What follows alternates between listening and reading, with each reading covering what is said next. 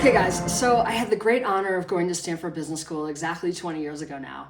And I think that ultimately Stanford is the academy of success and entrepreneurialism. And so I want to share with you guys what I took away as sort of the top 10 rules of success and entrepreneurialism from Stanford Business School. Lesson 1, Excel or spreadsheet mastery. And the very first thing that they have you do at Stanford is come during the summer before the first quarter starts, do a whole like Excel boot camp where they turn you into a total ace at using a spreadsheet. For one thing, this was very helpful because that just became part of my brain structure as I'm constantly pulling up spreadsheets to model something or think about it. But really why they did it was to tee you up to absorb the next 3 rules or lessons, because you've got to be able to find your way around a spreadsheet to absorb a lot of what they're teaching. The rule number 2 that really requires spreadsheet mastery is that businesses are math. Business is math. And they're constantly trying to get you to think about, how to drill things down to the numbers, right? That the hard underbelly of business is math. And so they're always having you do exercises around valuing companies or, trying to compare 2 different investment opportunities by drilling them each down to an equation that you can actually compare in an apples to apples way. I mean, you're spending a lot of time in analytical, hard, advanced, sophisticated classes like venture capital, corporate finance, statistics, my favorite, economics, but also marketing. That was the very first thing that our marketing professor wrote on the whiteboard is marketing is math. Now, I'm an advertiser, so I also think that there's art and soul in marketing, but if you kind of turn over the shell of marketing, there's all this pulp and human stuff, but you turn it over and there's this hard shell, and that's math, right? Marketing is math, business is math. Lesson 3 is to think objectively. So why do they want you always putting things into equations and spreadsheets? Because they're trying to get the emotion out of it, right? They're always doing things at Stanford to expose you to your own biases, the things that might give you a blind spot in making a good decision. And numbers and math don't have biases. They don't have emotion, right? So think soberly and objectively about decisions and opportunities is a huge, huge theme at Stanford that they hit you with again and again by forcing you down to the math. The fourth kind of math related, thing, the lesson is to always quantify risk and time. And they really hit you on the head with this. And it took me a long time to really absorb how important this is, that there are basically 3 components of thinking about a decision. Let's say you're trying to make a career decision. And you're thinking about joining a startup and you're thinking, oh, if my equity works out, it's going to be worth $5 million. Okay, that's variable 1. What's the potential financial impact of something, right? Of a decision or whatever. But there's a second variable, which is risk. What's the % chance that's actually going to happen? It's probability, right? Let's say there's only a 0.01% chance that startup's going to work and your equity is going to be worth $5 million. Well, guess what? 0.01% times 5 million is $500, right? So it helps you be a little more sober about the way that you're analyzing that financial impact. So variable 1, potential financial impact of a decision.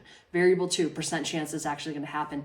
Variable 3, how long is it going to take? Time. They're always teaching you to value your own time. If it's going to take you 3 years to figure out whether that equity is going to be worth anything, you're thinking really differently about it than if it's going to take 1 year. Same with like an investment horizon, right? So always include the more kind of negative factors of risk and time when you're evaluating decisions around your career or an investment or anything else, right?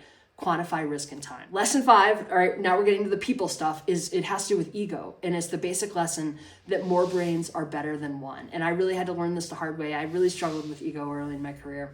And they put you in a lot of group projects where you have to realize, okay, I'm not the smartest person in the room. And where somebody else thought of an idea in a better way than you did, right? And they actually like put you in contests and things like that. So you have to really realize, okay, wait, getting everybody's perspective is a good idea. If I just come in sort of an autocratic way and dominate a brainstorm, we're not going to come to as good of a conclusion as if I ask everybody what they think, right? More brains are better than one. Lesson 6, and it kind of stems from that, attack your leadership style, right? There's so much academia on leadership styles. There's so many definitions of different styles, like pace setting, autocratic, like the one that I had, visionary, transformative. It's really worth reading about all of that and kind of studying it and thinking about what kind of leader do I want to be, and they're always putting you in situations in Stanford where they're referencing those leadership styles and where they kind of hold up a mirror to you and you're like, oh, I'm doing that. Okay. But that's unsophisticated and immature to control a group project and be an autocratic tyrant, right? You think that you're being powerful by doing that, but what they teach you is you're being immature and ineffective, right? So they really force you to evaluate your leadership style and take that seriously, attack your leadership style. Number 7 is the importance of flexible thinking. And at one point, they split us into two groups and they gave us each a case study and said, study the case and tell us what you think you should do. Group A had a different set of data than Group B, right? At the end of the case study, they unveiled that Group A had the wrong data, that Group B's data was actually correct, Group A's was wrong. And then they said, does anybody from Group A want to change your mind about what you think you should do now that you know that your data wasn't right? And if you want to change your mind, walk over to the other side of the room. Well, there were probably 30 or 40 people in each group, and only 3 people from Group A walked over to the other side of the room. And that's exposing the bias that we all have, that there's a resistance to changing our thinking, that we tend to dig our heels into like our original opinion and what we think is the correct thing to do. And even presented with factually that we have the wrong data, that we won't change our minds. And that's something I'm always trying to model at Chief Detective, my business, to show like the people on my team that I'm willing to be wrong, right? Oh, okay, I didn't know that. Okay, let's do that instead, right? Oh, the client thinks that, they've tried that before and it didn't work. Okay, let's try this. Flexible thinking, very important. Lesson 8, soft skills are everything. You might be surprised to know that the most popular class of all time at Stanford Business School is a class called Interpersonal Dynamics, better known as touchy-feely. And it's a class where everybody's crying the whole quarter because it's a class like where they very kind of harshly teach you how to give and receive feedback and take feedback on how you're making other people feel, right?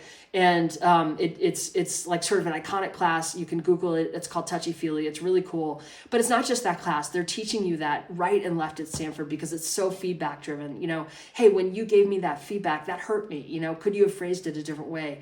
And I tell this to my team at Chief Detective all the time because we're in the services business. We have clients.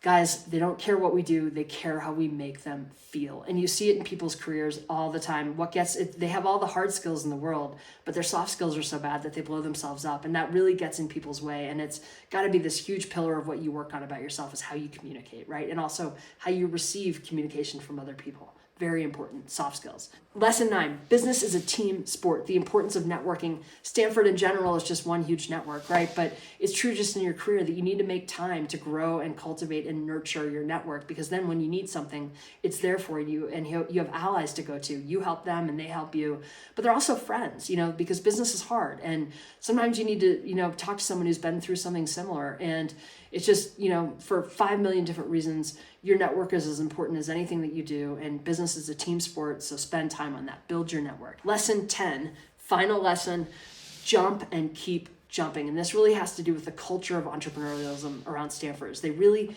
teach you to value your own ideas and your own possibilities. And if you've got an idea, do it. You know, don't let inhibition stop you from doing the next great thing, right? They're constantly parading in all the successful alumni as guest lecturers and, you know, describing their entrepreneurial journeys.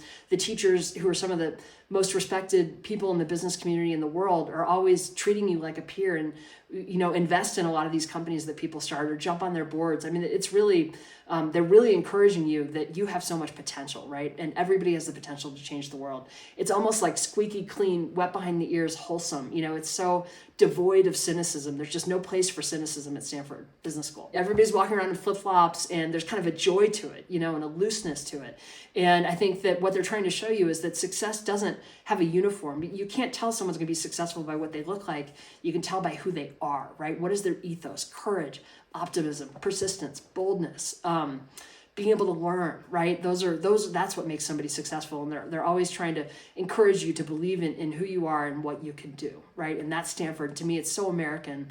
And I really value that, you know, just kind of the flip-flop culture and the value of ideas. You know, ideas are critiqued, but never criticized, right? Challenged, but never dismissed, right? It's really a culture of entrepreneurial spark. And that is something that I've really kept with me my entire career.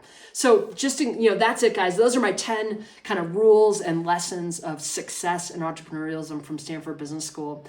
And I would just say in closing that Stanford is such a kick-ass place. It's not even funny. It is so legit. You know, the wizardry of our country is our economic output and our entrepreneurialism. And that's everything from our mom and pop stores all the way up to Apple and Google, right?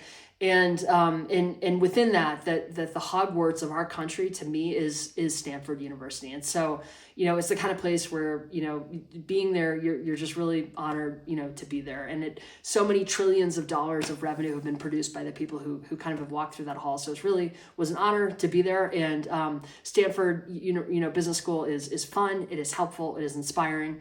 And those are my top 10 lessons. So I hope that they are fun and helpful and inspiring for you, and that they sink into your thinking over time the way that they have in mine. As usual, good luck. It's Saturday. I'm going to go find my kids and go ski. So good luck.